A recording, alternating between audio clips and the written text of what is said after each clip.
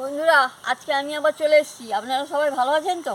এই যে দেখুন, খসলা শাক নিয়ে এসেছি, কেটে ধুয়ে নিয়ে চলে এসেছি। এই দিয়ে আজকে রান্না বানাবো। চলুন বন্ধুরা, রান্নাঘরে যাওয়া যাক, রান্না শুরু করব। রান্নাঘরে চলে এসেছি। এই সরষাটা বেটে নিয়েছি, বেটে বাটিতে নিয়ে নিয়েছি।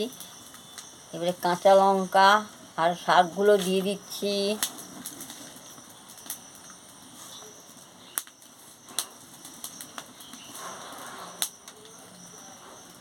পরিমাণ মতন নুনটা দিয়ে দিচ্ছি,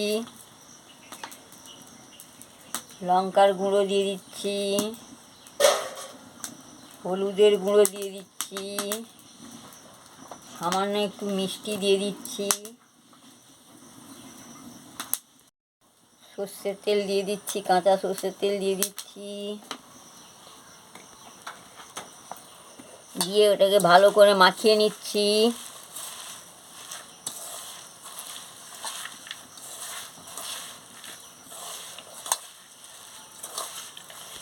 জল দিয়ে দিচ্ছি, দিয়ে ভালো করে মাখিয়ে নিচ্ছি।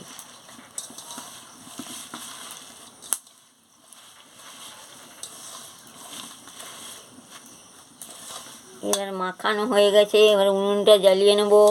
উনুন ধরে গেছে, কড়াটা বসিয়ে দিচ্ছি। কড়া গরম হয়ে গেছে, আমি দিয়ে দিচ্ছি, ভাতটা দিয়ে দিচ্ছি।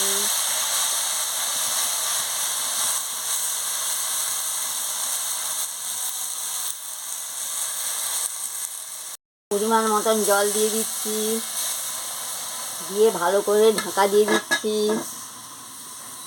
এবার আমি ঢাকাটা খুলে নিচ্ছি, করে একটু নাড়িয়ে নিচ্ছি।